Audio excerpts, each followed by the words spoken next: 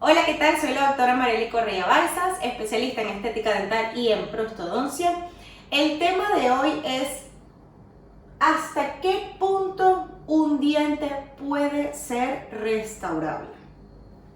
Ok, a medida que les iba hablando en el video anterior del proceso de la caries, es un poco difícil que yo mantenga mi mente quieta. Entonces, a medida que les iba hablando, iba viendo otras cosas, como que también quería meter en el tema, pero era como, no, va a ser muy largo. Entonces, fui, a medida que les iba hablando en el video anterior, como pensando cosas que podía dejar para una tercera parte. Y es que a medida que voy bajando con la caries, que la voy viendo bajar, me encuentro con algo muy importante que tenemos aquí, ¿vale? Que es la furca. ¿Qué es la furca? La furca del diente es una zona peligro. ¿Por qué es una zona peligro? Porque una vez que perdamos la unión de la furca, irremediablemente, ni que hagamos lo que hagamos, ese diente es restaurable. ¿Por qué? Como les explicaba en el primer video, cuando le hablaba solamente de la anatomía del diente, les explicaba que las raíces del diente, que son como sus piernas. Entonces, para explicarles la furca, imagínense que estamos de pie y que tenemos nuestras piernas en el suelo, que estamos de pie. Entonces, ¿qué sucede? Si a ti, como cuerpo humano, te cortan pues la mitad de la pierna, tú podrías seguir teniendo pues tu calidad de vida, te ponen una prótesis y no sucede nada y continúas. ¿Qué sucede? Con el diente pasa igual. Si por alguna razón tenemos que hacer una apicectomía aquí, apicectomía más arriba, más abajo, depende del punto donde se llegue, la apicectomía podrá ser exitosa o no. Tú puedes de cierta forma a través de un procedimiento quirúrgico hacer esta técnica y preservar parte de una raíz. ¿Por qué? Porque es un lado del diente. ¿Qué sucede? Cuando es exactamente la mitad del diente,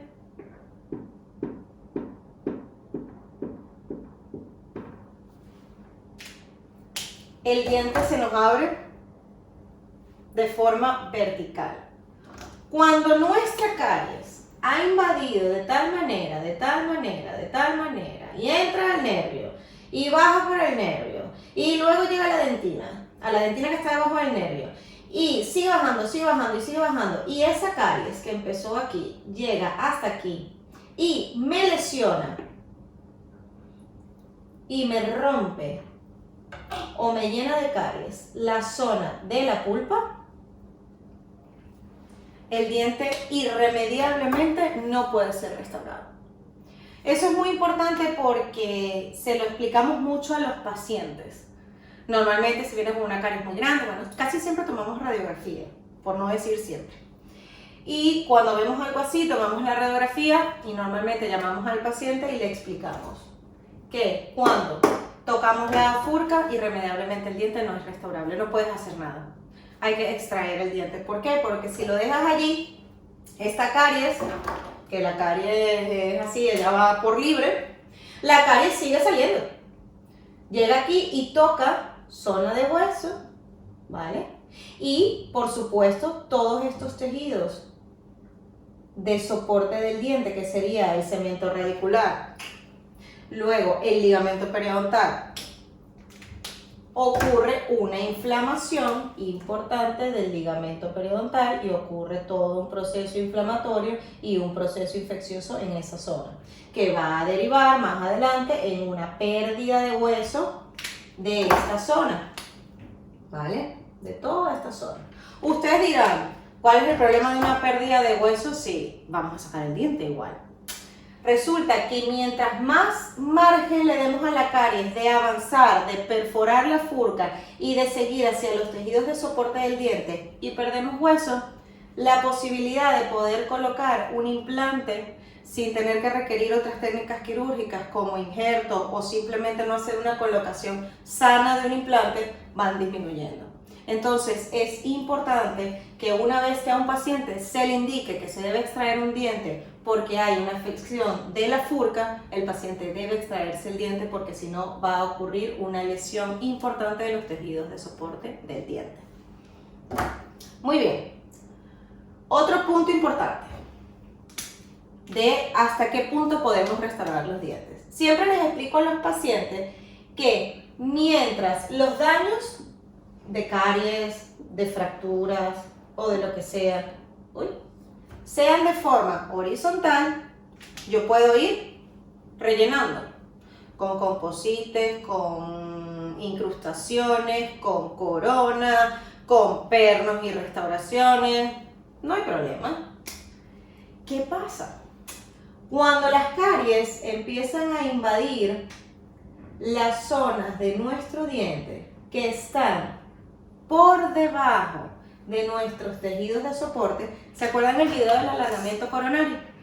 Vale, ahí se los explicaba con una radiografía. Creo que aquí es muchísimo más fácil de entender. ¿Qué sucede? Que vamos perdiendo, la caries va entrando y se hace más poderosa al entrar en nuestra zona. De hecho, para hablar un poco del cemento radicular, la caries en cemento radicular dura bastante poco porque es una estructura muy fina. Y es una caries, por eso yo les explico a los pacientes que cuando las caries por debajo de la encía van de forma lateral, avanzan más rápido.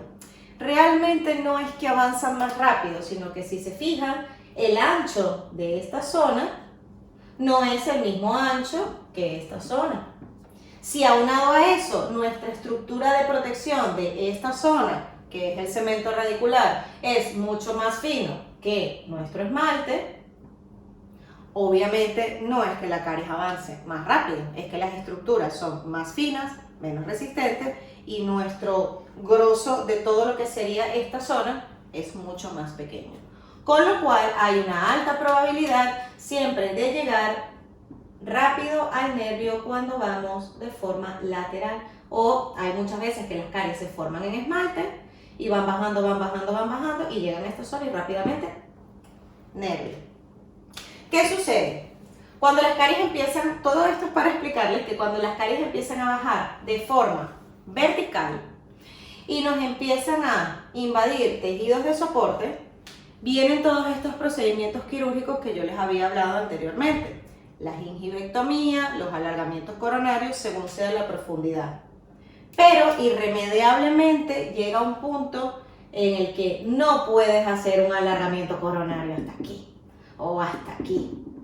Entonces, en esos puntos, ¿por qué? Porque el diente, como ya les explicaba, es un todo, tanto coronal como apical. Al diente lo soportan sus tejidos de soporte. Si al diente le vamos quitando tejidos de soporte, el diente, por el peso de su cabeza, que es el esmalte, y toda la parte superior, no solo el esmalte y la dentina, pero la parte coronal, que sería su cabeza y su tronco más o menos, empieza a pesar. Y el diente, al no tener tejidos de soporte, se empieza a mover. ¿Qué sucede si queremos restaurar lo irrestaurable? Si hacemos alargamientos coronarios del más allá, pues que el diente, por tener falta de esas estructuras de soporte, es un diente que va a tener tendencia a fracturarse. ¿Por qué? Por el peso. Entonces, ya de por sí, cuando tenemos que hacer algún alargamiento coronario, que depende de donde esté ubicada la caries, nos haga exponer furca, descartado.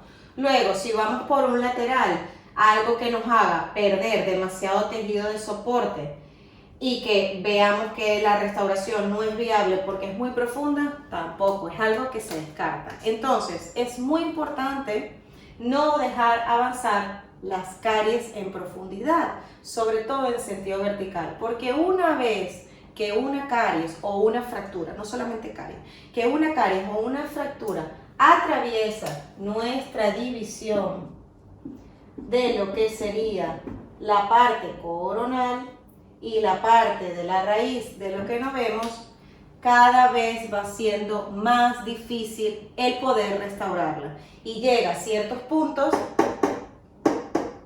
en el que no podemos continuar restaurándola porque es un diente que está destinado al fracaso o a una infección mucho mayor de la que ya tiene. Bueno chicos, esto ha sido por hoy en Odontología sin Guión. Muchísimas gracias.